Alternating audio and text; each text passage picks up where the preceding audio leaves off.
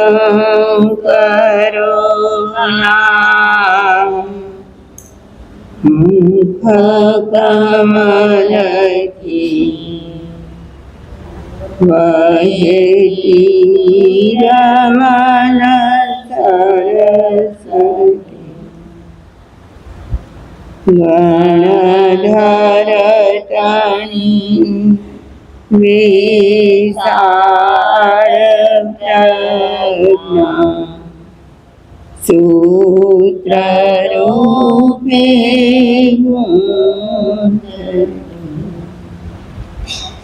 દુઃખી અને પાપી તણા દુઃખ પાપને નિવારતી ચિનવાય મૈયા તુજ કૃપાથી થાય મુંજ નિરામતી જીનવાય મૈયા તુજ કૃપાથી થાય મુંજ નિરામતી।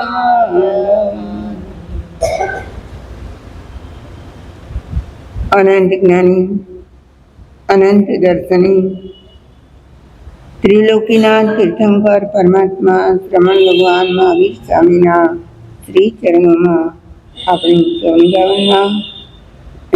મારા તમારા અનંત અનંત ઉપકારી સર્વ ગુરુ ભગવંતોના શ્રી ચરણોમાં આપણી સૌની ભાવના ગુરુની માયા પૂજ્ય વરામુક્ત લીલંબાઈ મહાસતીજીના શ્રી ચરણોમાં આપણી સૌની ભાવના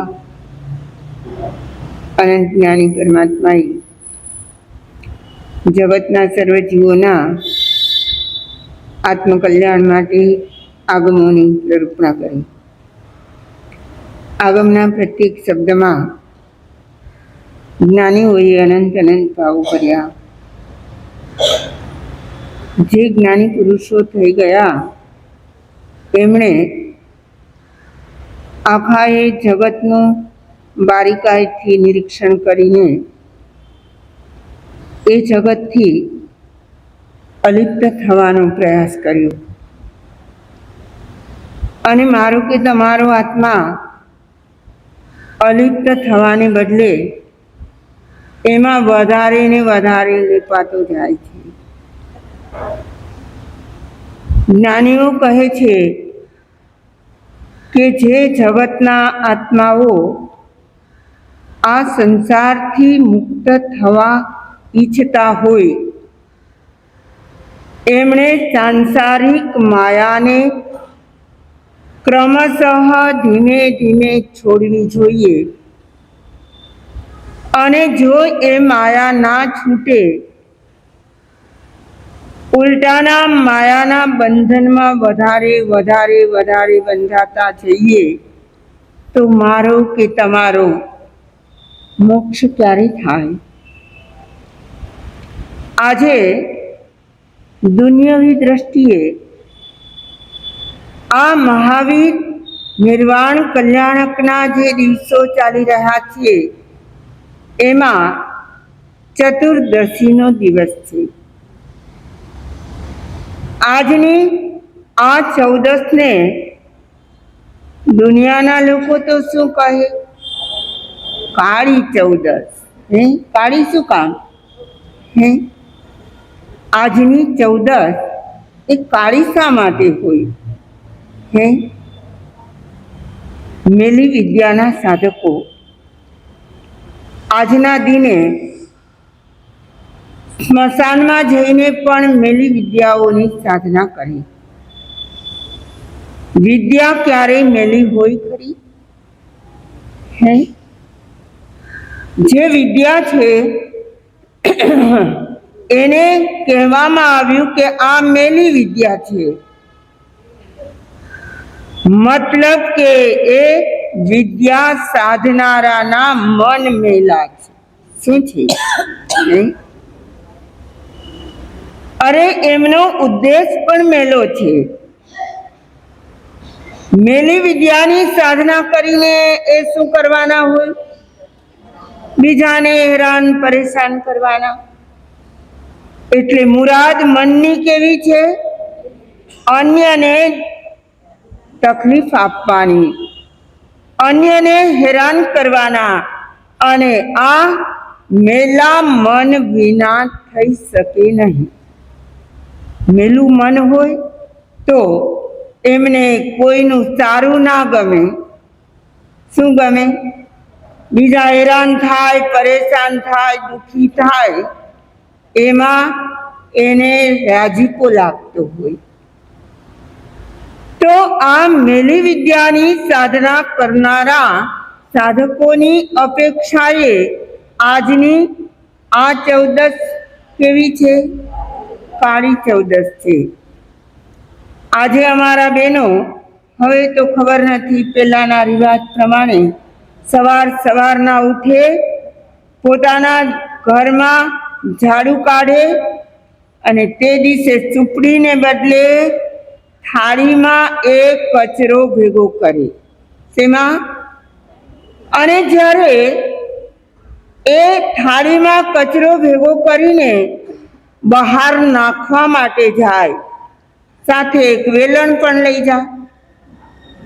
અને એ કચરો તો બહાર ફેંકી દે અને રિટર્ન થતા પેલી થાળી પર વેલણ એના ટકોરા મારતા જાય, અળસ જાય ને લક્ષ્મી આવે. આહા, આ સ્વાગત કોના છે? સ્વાગત કોના છે? અળસ જાય અને લક્ષ્મી આવે.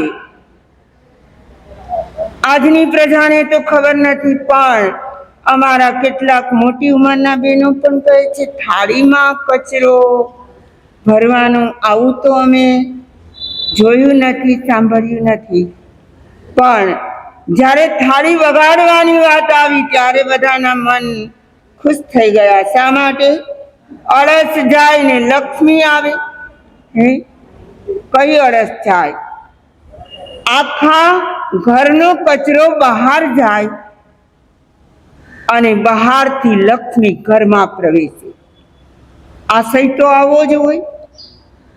પણ જ્યાં સુધી આ ઘરનો કચરો જાય છે ત્યાં સુધીમાં તો લક્ષ્મી આવે યા ન આવે, અગર મનનો મેલ જાય તો પુણ્યનો ઉદય જાગે અને લક્ષ્મી ઘરમાં પધરામણી કરે. જ્ઞાનીઓ કહે છે કે આ દ્રષ્ટિએ તો ભલે આજની 14 કાળી 14 રહી, પણ એમને આપણા પૂર્વાચાર્યોએ રૂપ ચતુર્દશી કહી છે. કેવી ચતુર્દશી? સારા શબ્દોમાં કહીએ તો આજની 14 એ રૂપ 14 છે, રૂપ ચતુર્દશી છે. અને રૂપ એટલે પણ શું?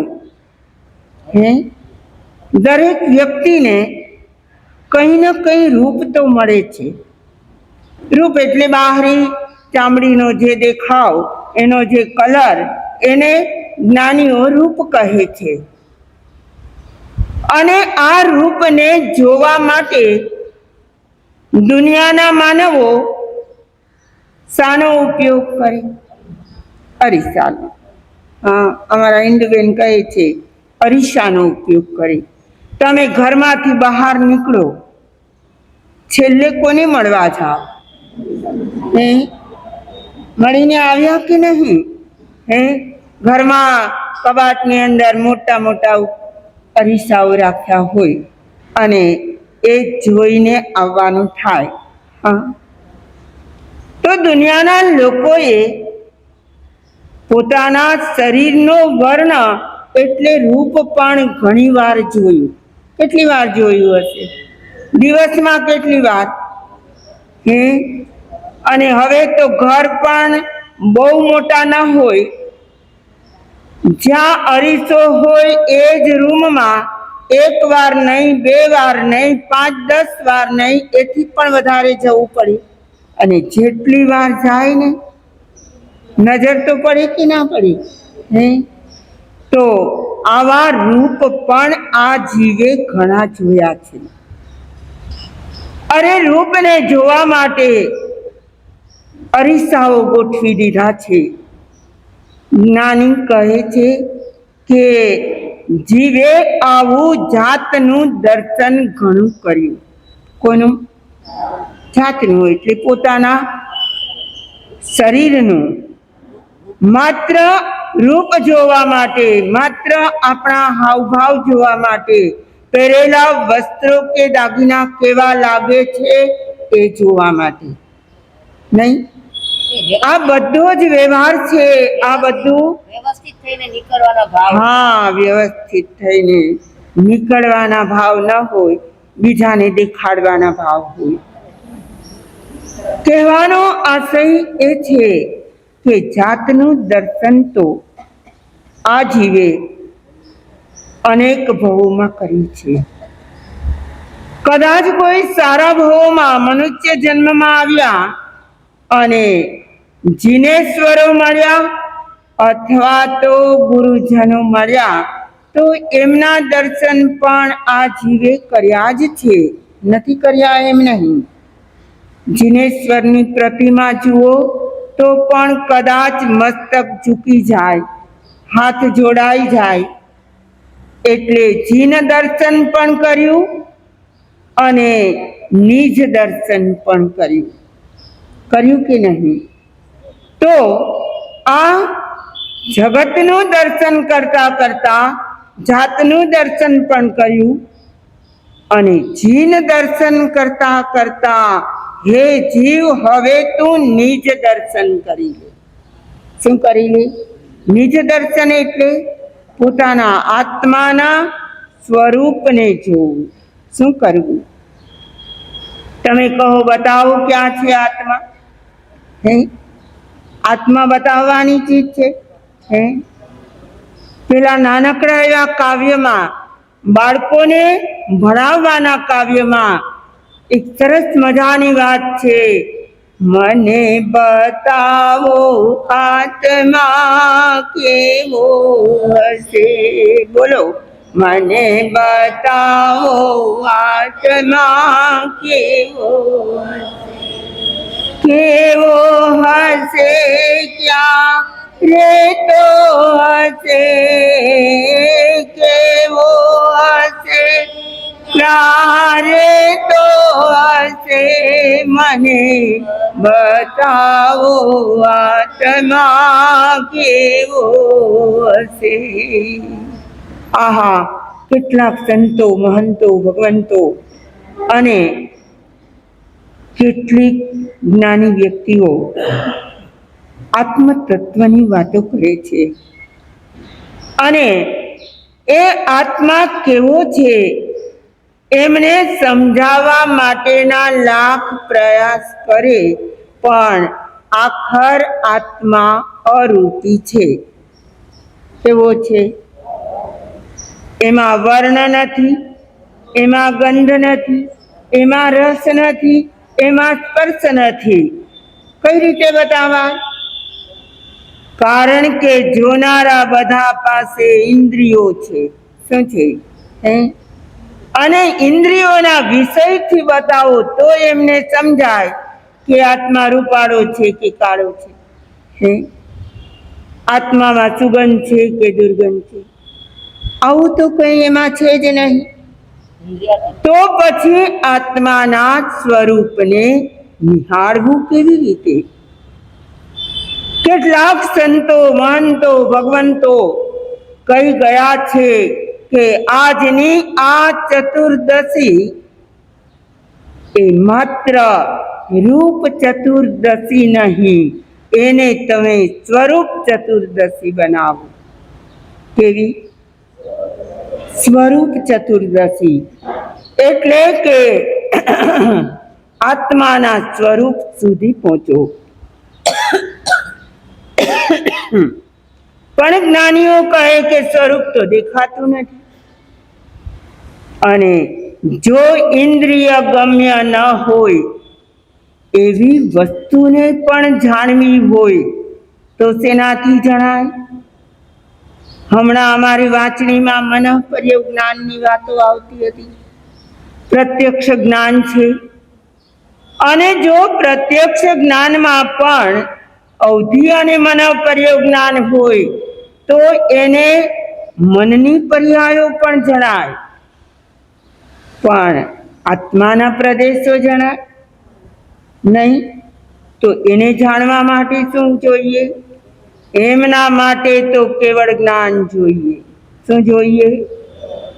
અને આપણી પાસે કેવળ જ્ઞાન નથી, તો આ જન્મારું નકામું જશે. યાદ કરી લેજો કે આ જન્મારામાં અગર આપણને કેવળ જ્ઞાન નથી તો આત્મા તો જણાશે જ નહીં.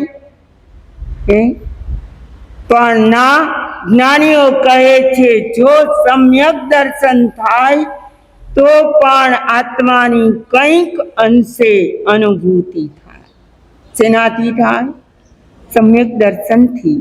અને સમ્યક દર્શન આ જગતમાં અત્યારે કોઈને હોય કે ના હોય? જરૂર હોય. જરૂર હોઈ શકે. તો સમ્યક દર્શન એ કેવળ દર્શનનો શરૂઆત છે. એમનાથી જ આત્માની આંશિક પણ અનુભૂતિ થાય છે. અને એ સ્વરૂપને જાણવા માટે શું કરવું જોઈએ? આજ સુધીમાં મારા તમારા આત્માએ અનંતો કાળ વિતાવ્યો. દરેક ભવોમાં, દરેક જાતિઓમાં, દરેક ગતિઓમાં જ્યાં જ્યાં ગયો ત્યાં સ્વરૂપનું દર્શન થયું કે ના થયું? નથી થયું. અને આપણે એવા ને એવા હજુ પણ હોઈએ તો આજે પણ આપણને આપણા આત્માની અનુભૂતિ ન થઈ શકે. અને છતાં જ્ઞાનીઓએ પ્રયાસ કર્યા છે અને સમ્યક દર્શન મેળવ્યું પણ છે. નથી મેળવ્યું? એવા કેટલાક જ્ઞાનીઓ થઈ ગયા જે સમ્યક દર્શનને પ્રાપ્ત કરીને આત્માની કંઈક અંશે પણ અનુભૂતિ કરી હોય. અને આવી અનુભૂતિ, એનું જ નામ છે સ્વરૂપ દર્શન. એના માટે શું કરવાનું? આત્માના સ્વરૂપને જોવા માટે શું કરવું પડે? અરે પાંચે પાંચ ઇન્દ્રિયો તો ખરી, પણ આખી કાયાને સ્થિર કરવી પડે.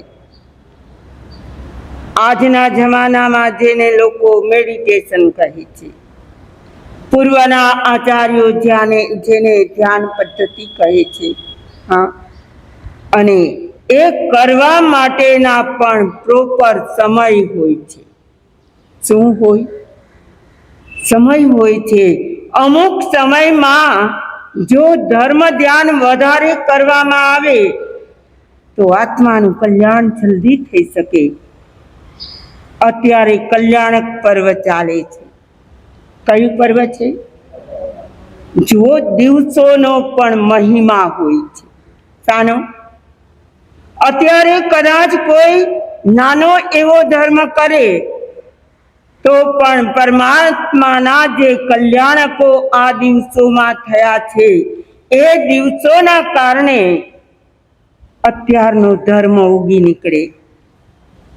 અને આ કાળમાં જો વ્યક્તિ મોજ શોખમાં ચાલી જાય, ખાવા પીવામાં, હરવા ફરવામાં અને સાંસારિક સર્વ ભાવોમાં જો ચાલી જાય તો આ કલ્યાણક પર્વો પણ એમનું કલ્યાણ ના કરી શકે. તો આપણને અવસર તો મળી ગયો છે. અવસર ક્યારે આવે? અમારા બહેનો ઘણી વાર ગાતા હોય, અવસર આવ્યો, અવસર આવ્યો. પણ કયો અવસર આવ્યો હોય? હા, કદાચ કોઈના ઘરે અઠાઈનું તપ થયું અને ચાંદી ગવડાવતા હોય ત્યારે બોલે કે અવસર આવ્યું. ક્યારેક કદાચ કોઈના ઘરે ધાર્મિક કોઈ બીજો પ્રસંગ હોય ત્યારે પણ કહે કે અમારે ત્યાં અવસર છે. પણ અવસર ખરેખર સ્વરૂપની શોધ માટે કયો? કયા સમયે, કયા અવસરે ધર્મ ધ્યાન આપણું ફળીભૂત થાય? તો જ્ઞાનીઓ કહે છે કે સૂર્યોદય પહેલા વાતાવરણ એવું હોય છે. ઘણા લોકો તે સમયે વોક કરવા જાય, ખબર છે, જતા પણ હશે. અને સૂર્યોદય પહેલાનો સમય, તે વખતે આકાશમાંથી અમી વર્ષા પણ થતી હોય અને તે વખતે એક વાયુ, જેને સાયન્સમાં ઓઝોન વાયુ કહે છે, એ આખા વાતાવરણમાં હોય. અગર એ વાયુ જો આપણા શરીરમાં શ્વાસ સાથે જાય તો આપણે આરોગ્યને પામી શકીએ. આવા એક આશયથી લોકો સવારે મોર્નિંગ વોક કરવા માટે નીકળે. પણ એથી આગળ આપણે તો સ્વરૂપને પામવું છે. એમના માટેનો પ્રોપર સમય કયો? તો કહેવાય છે બ્રહ્મ મુહૂર્ત. બધાને નામ આવડે છે. બ્રહ્મ મુહૂર્તમાં સાધના કેટલા કરે છે? બ્રહ્મ મુહૂર્ત ક્યારે આવે? કે સૂર્યોદય પહેલાની 96 મિનિટ, એટલે 2 સામાયિકનો કાળ. સૂર્યોદય પહેલાની 2 સામાયિકનો કાળ એટલે 96 મિનિટ પહેલા. હજી સૂર્યોદયને 96 મિનિટની વાર છે અને 48 મિનિટની વાર રહે ત્યાં સુધી, એટલે ફક્ત 48 મિનિટનો ગાળો કયો? સૂર્યોદય પહેલાની 48 થી 96 ઉપર જઈએ તો 96 મિનિટથી શરૂ કરવાનું, 48 મિનિટે પૂરું કરવાનું. આપણું જે ધર્મ ધ્યાન હોય તે. અને એ કાળને આપણા જૈન દર્શનમાં સર્વાર્થ સિદ્ધ મુહૂર્ત કહ્યું છે. કયું? જેને અન્ય ધર્મોમાં બ્રહ્મ મુહૂર્ત કહે છે. મુહૂર્ત એનું એ જ છે, કાળ એનો એ જ છે. પણ જૈન દર્શન કહે છે સર્વાર્થ સિદ્ધ મુહૂર્ત છે. એનો અર્થ શું હોય? શબ્દ બોલીએ, અર્થ સમજાવવો જોઈએ. સર્વ અર્થની સિદ્ધિ કરનારો. અર્થ એટલે પ્રયોજન. વ્યક્તિના પ્રયોજન અલગ અલગ હોય છે. પ્રયોજનને ઇંગ્લિશમાં શું કહે? પર્પઝ કહે. હા, તો દરેક વ્યક્તિના પર્પઝ અલગ અલગ હોય છે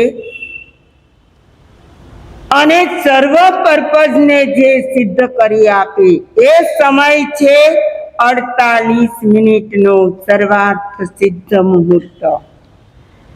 કોઈ વ્યક્તિ મનમાં જે પણ ધારણા કરે અને આ બ્રહ્મ મુહૂર્તમાં, સર્વાર્થ સિદ્ધ મુહૂર્તમાં એ જ વસ્તુ માટે આપણા મહામંત્રની સાધના કરે, લગાતાર એ રીતે 6 મહિના કરે અને એનું કાર્ય સિદ્ધ ન થાય એવું ક્યારેય બને નહીં.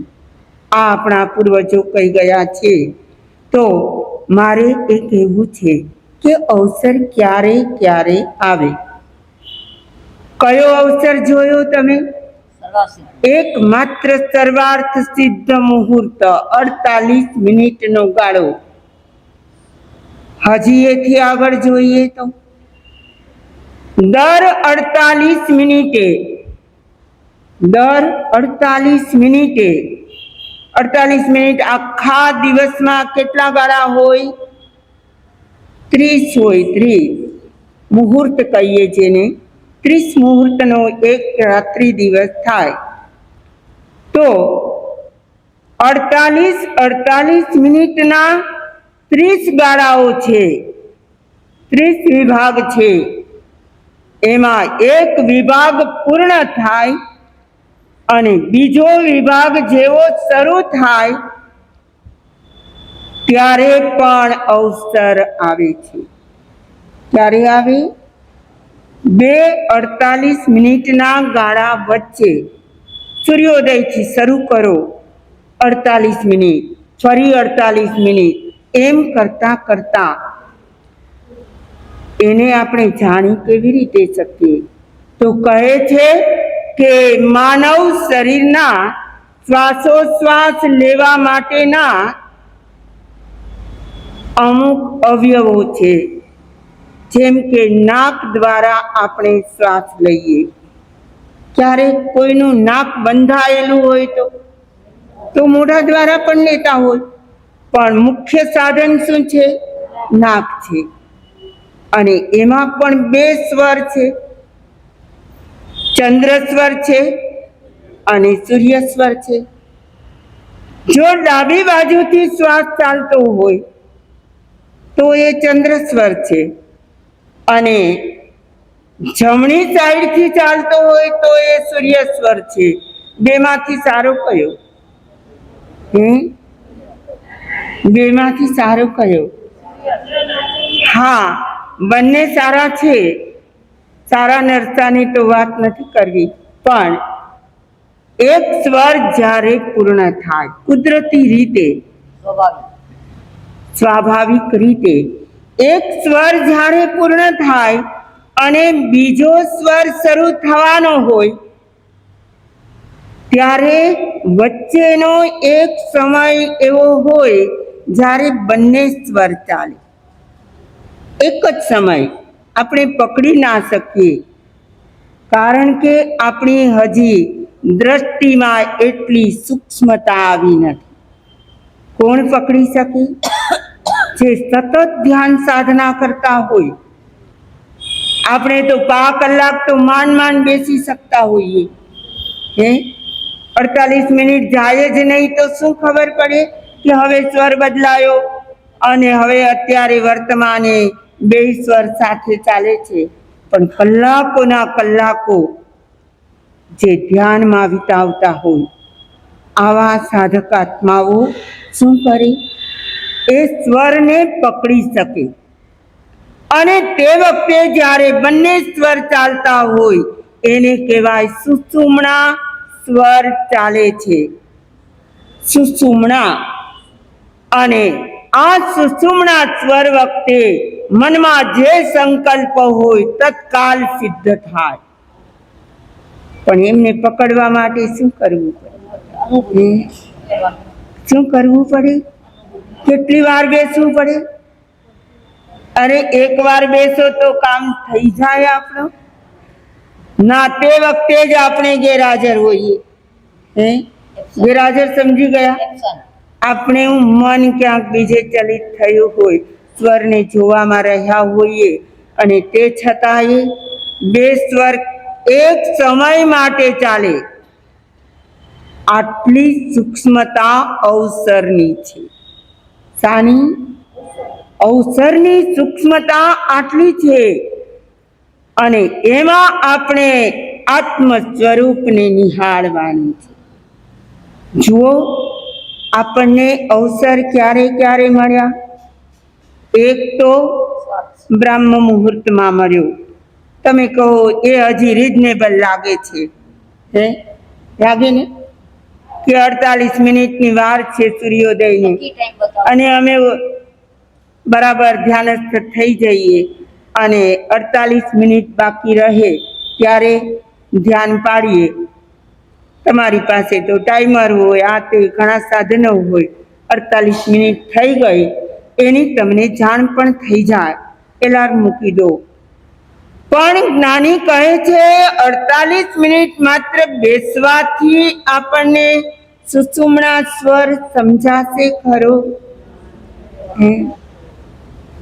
હા, ઠાણે નંગ મોણે નંગ જાણે નંગ કહીને કૌશક મુદ્રામાં, ધ્યાનસ્થ મુદ્રામાં કરોડરજ્જુ ટટાર કરીને આંખો બંધ કરીને કંઈ પણ વિચાર્યા વિના ધ્યાનસ્થ થઈ જઈએ તો પણ પેલો સમય કેટલો છે?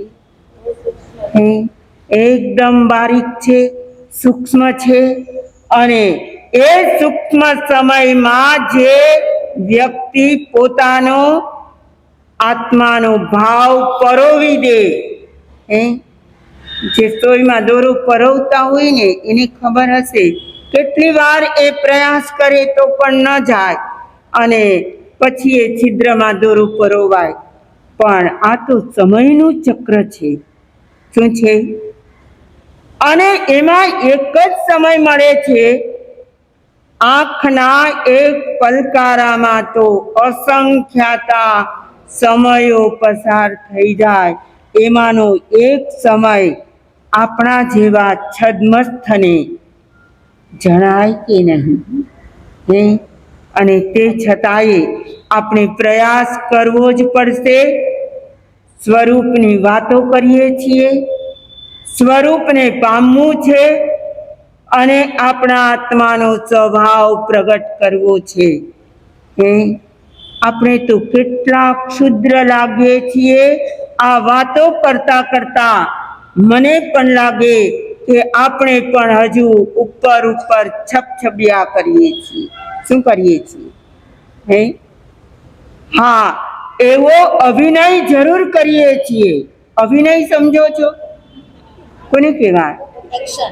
અભિનય એટલે કોઈ નાટ્યકાર હોય, નાટક કરનારા હોય, એ ખરેખર એ છોકરી સુલસા ના હોય, પણ એ પાત્ર શેનું આપ્યું હોય એમને? સુલસાનું. એ કદાચ બ્રાહ્મી ના હોય અને એમને બ્રાહ્મી બનાવી હોય. મને તો લાગે છે કે આખી દુનિયામાં કંઈક આવા જ નાટક ચાલતા હોય એવું નથી લાગતું? સામાયિક એટલે શું ચીજ છે? પુણ્યાશ્રાવકની એક સામાયિક આખા જગતમાં વખણાણી હોય. આજે પણ યાદ કરીએ. અરે, ભરત ચક્રવર્તીએ અરીસા ભુવનમાં સ્વરૂપનું દર્શન કર્યું. આખો એ અરીસાથી ભુવન બનાવેલું છે અને ત્યાં એમને સ્વરૂપનું દર્શન થયું. શેનું દર્શન થવું જોઈએ? અરીસા હોય તો શું દેખાય?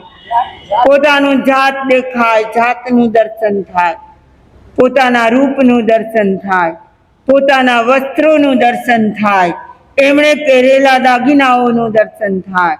આ બધા જ પાયાઓ દૂર કરતા કરતા કરતા ક્યાં પહોંચ્યા? અને આપણે એક વાક્યમાં કહી દઈએ કે ભરત ચક્રવર્તીએ અરીસા ભુવનમાં કેવળ જ્ઞાન પ્રાપ્ત કર્યું. આહા, કેટલી બધી શાબાશી છે આપણી. આપણે એક વાક્યમાં આટલી બધી મોટી પ્રક્રિયાને વર્ણવી દઈએ છીએ. સ્વરૂપનું દર્શન કંઈ ખાવાના ખેલ છે? આજની સ્વરૂપ ચતુર્દશી કઈ સ્વરૂપ જોવા માટે છે. એટલે કે આત્માના સ્વરૂપને ઓળખવાનું છે, પહેચાન કરવાની છે અને એમના માટે આપણે વારંવાર વારંવાર એ જ પ્રયોગો કરવા પડે. ના કરવા પડે?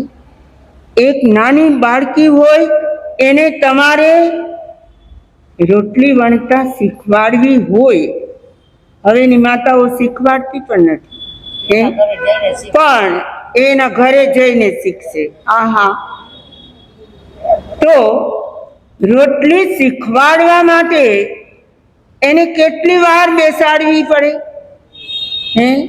એક વાર, બે વારમાં, 4, 6, 10 વારમાં? એ જો કુશળ હોય તો કદાચ હાથ બેસી જાય. બાકી એક રોટલી વણવા જેવું કાર્ય પણ જો તરત જ ન થતું હોય, એમાં પણ સમય, જોઈએ, એમાં પણ સ્થિરતા જોઈએ, એમાં પણ કાળજી જોઈએ, એમાં પણ બુદ્ધિમત્તા લગાવવી જોઈએ. આ બધું જ હોય અને છતાં પણ આપણે જ્યારે ધ્યાનસ્થ થઈ જઈએ ત્યારે વિચારો આવે, કાંઈ નહીં તો હે મન તો એવું કારખાનું છે, કેવું ડે એન્ડ નાઇટ સતત ચાલ્યા કરે. આપણે વિચારીએ કે અત્યારે મારે કાંઈ જ વિચારવું નથી, શાંતિથી ધ્યાન જ કરવું છે. કરી શકીએ છીએ કે નહીં? હે વધારે વિચાર આવે. ત્યારે તો વધારે આવે. હે નવરું પડી જાય. પ્રભુ સાથે પ્રીતળી લગાવ, અવસર આવો નહીં આવે. સાથે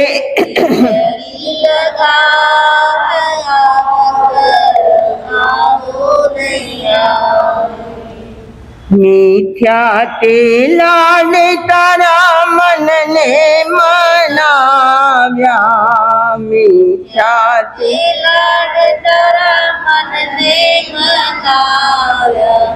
મજદરીએ ઝૂલે તારું નામ, અવસર આવો નહીં આવે. મદદરીએ ઝૂલે તારું નામ, અવસર આવો નહીં આવે. એ તો અમે બોલીએ અને તમે સાંભળી લો અને આ પર્વના દિવસોમાં ધર્મ ધ્યાન પણ કરી લો. પણ જેવા આ હોલ છોડીને તમે બહાર જાઓ, ક્યાં જાઓ?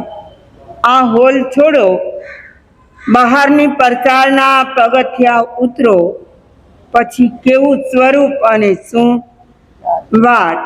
હા, ક્યાં ગૂંચવાઈ જશો? જો આવો જ સંસાર હોય, આવો જ છે ને?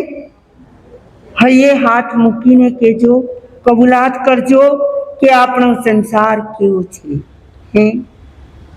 જો આત્માના સ્વરૂપને ખરેખર પામવું હોય તો એમના માટે સમય પણ ફાળવો, તમારી બુદ્ધિમત્તાને એમાં લગાવો, તમારી કાયાને પણ લગાડો અને તમારું ધ્યાન કેન્દ્રિત કરો તો કંઈક અંશે, એ પણ સંપૂર્ણ તો નહીં, કંઈક અંશે આત્મ સ્વરૂપની પીછાણ થાય. અને કરવા જેવું દુનિયામાં હોય તો આ એક જ વસ્તુ છે.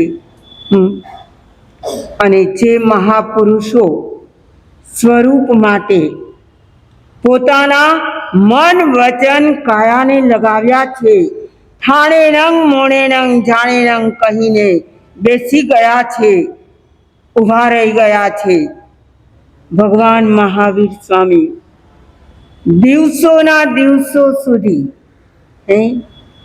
અરે કહો મહિનાઓ સુધી, એવી ને એવી કન્ડિશનમાં એમને એમ સ્થિર થઈ ગયા, જેનો મોક્ષ નિશ્ચિત હતો. જે તીર્થંકર નામ ગોત્ર બાંધીને આવ્યા હતા, જેનું તીર્થંકર નામ ગોત્ર એ ભવમાં જ ઉદયમાં આવવાનું છે, પાક્કું હતું ને? અને છતાં પણ 12.5 વર્ષ સુધી સાધના કરી. કેટલા? અને આપણા તો કાંઈ ઠેકાણા નહીં. અને છતાં પણ સાધનાના નામે આપણો એક દિવસ તો શું, 1 કલાક તો શું, 5 મિનિટ પણ કાઢતા નથી. અને વાતો કરવી છે આપણે મોક્ષની, સ્વરૂપ દર્શનની. ક્યાંય મેળ ખાય છે આપણી વાત અને ભગવત દશાની વાતને?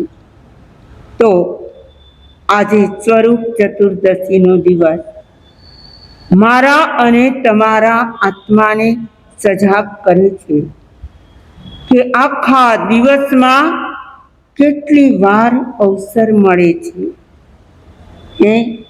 48 મિનિટે એકવાર મળે તો 30 વખત મળે. અને બ્રહ્મ મુહૂર્તનો કાળ જે 48 મિનિટનો છે એ દરરોજ મળે. એ સિવાય જેટલા પર્વ દિવસો છે એ બધા આપણા માટે મહાન દિવસો છે. તે વખતમાં કરેલી સાધના મને અને તમને જરૂર ઉગી નીકળે. પણ આ દિવસોમાં પણ આપણી સાધનાના નામે કશું જ થતું નથી. ક્રિયાના નામે કદાચ કોઈ કરી શકતા હોય.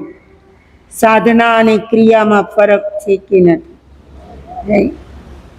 સાધના આત્મસાક્ષી કરવાની હોય, આત્મ સ્વરૂપની પ્રાપ્તિ માટે કરવાની હોય, એમાં જ લાગી રહેવાનું હોય. અને તમે કહો કે અમને સાધના કરવા બેસાડો, અમારી આંખ બંધ તો થાય, પણ અંદરમાં શું હોય? ક્યારેક ઊંઘ પણ હોય, ના હોય? ક્યારેક ઊંઘ પણ આવી જાય, ક્યારેક જોકું પણ આવી જાય, અને અમારી સાધના ચાલુ પણ રહે. પણ આવી સાધના આજના દિવસે સ્વરૂપ ચતુર્દશીનો દિવસ છે. સ્વરૂપને પામવા માટે કંઈક તો આપણે આટલી વાર સાંભળીએ તો મનમાં નિર્ણય કરી લઈએ કે સ્વરૂપની શોધ માટે કંઈક તો કરવું જ છે.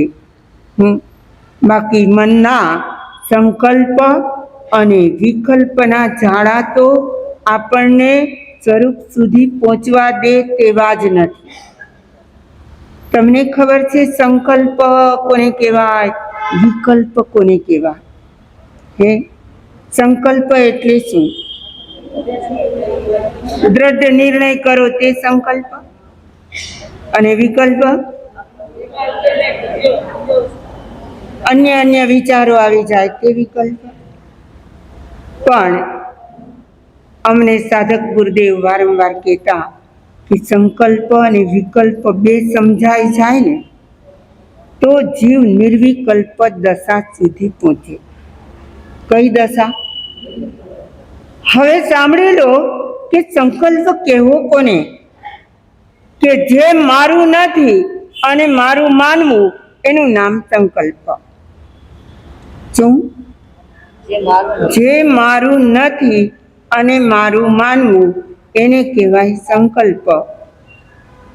આ દુનિયામાં મારું એટલે હું એમ કહી શકું કે આ મારું છે એવી વસ્તુ કેટલી? નહીં?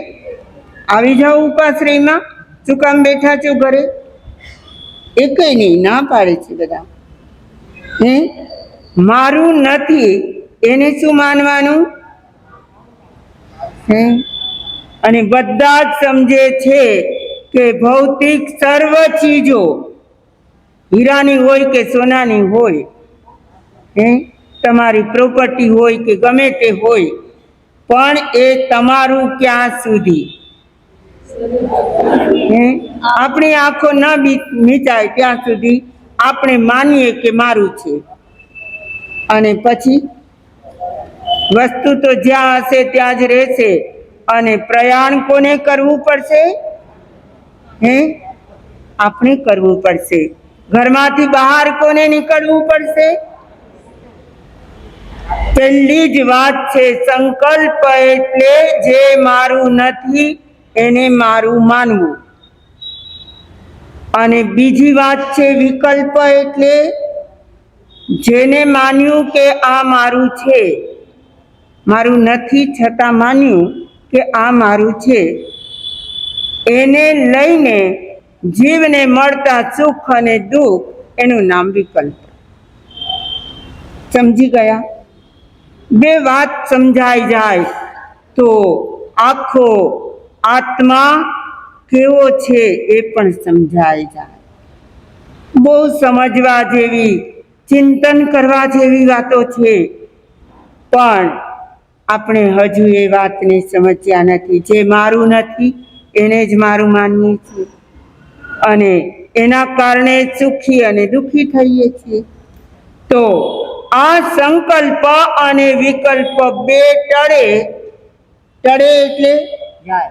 દૂર થાય તો આપણી નિર્વિકલ્પ દશા આવે, અને એ નિર્વિકલ્પ દશા એ જ છે સ્વરૂપનું દર્શન, એ જ છે આત્માનું દર્શન, એ જ છે આત્માના ગુણોનું દર્શન, અને એના દ્વારા આત્મા સિદ્ધ, બુદ્ધ અને મુક્ત પણ થઈ શકે. આટલું જ કરવાનું છે. કેટલું? બહુ ટૂંકમાં કહ્યું છે, બધાને યાદ રહી જાય એવું છે? ના, આપણે માત્ર યાદ નથી રાખવું, એને પ્રેક્ટિકલમાં લાવવું છે. શું કરવું છે? મારું નથી એને મારું કહેવું, તે સંકલ્પ, અને એ મારું જેને માન્યું એનાથી મળતા સુખ અને દુઃખ એ વિકલ્પ છે. આ સંકલ્પ અને વિકલ્પ ટળે તો જીવ નિર્વિકલ્પ બનશે, અને નિર્વિકલ્પ દશાની આપણે જે વાતો કરીએ છીએ એની આપણે અનુભૂતિ કરી શકશું. તો આજની સ્વરૂપ ચતુર્દશી ભગવાન મહાવીરના નિર્વાણ કલ્યાણકને મનાવી રહ્યા છીએ. 18 દેશના રાજાઓ ભગવાનની દેશના સાંભળે છે, અને ભગવાન એક ધારી 16 પ્રહર દેશના આપવાના છે. 16 પ્રહર એટલે 3 કલાકનો એક પ્રહર, અને 16 પ્રહર એટલે 16 તેરી 48. જો 48 નો આંક અજબ ગજબનો છે. સામાયિક તો 48 મિનિટની. પેલા કેવડીઓ થઈ ગયા, અંતગળ સૂત્રના જેટલા કેવડીઓ થઈ ગયા, 90 જણાનો અધિકાર, એ બધા છેલ્લી 48 મિનિટમાં સિદ્ધ બુદ્ધ મુક્ત થયા છે. 48 મિનિટની કરામત છે, અને આ 48 મિનિટ આપણને બ્રાહ્મ મુહૂર્તમાં દરરોજ મળે છે. કોણ કહેશે કે અમે એ બ્રાહ્મ મુહૂર્તમાં અમારા સ્વરૂપનું ચિંતન કરશું? આંગળી તો ઊંચી કરો. કોણ કહી શકે કે અમે કરશું જ? અને એ જે કરે એને સિદ્ધિ હાથ વેતમાં છે. પણ કહેવાનું અને કરવાનું થોડુંક કઠિન પડે, પણ કરવું તો જોઈએ. તો જે કરશે તે પામશે. હા, સૌને અમે તો ભાવના ભાવીએ કે આ સ્વરૂપને નિહાળવા માટે આ 48 મિનિટનો આપણે આવો સદુપયોગ કરીએ. હા, ટ્રાય કરજો, થઈ શકે તો કરજો, અને વધારે ને વધારે એમાં દ્રઢ રહેજો કે ના, મારે તો કરવું જ છે. તો જરૂર થઈ શકશે, અને શાંતિનો, સુખનો અનુભવ થશે. વિશે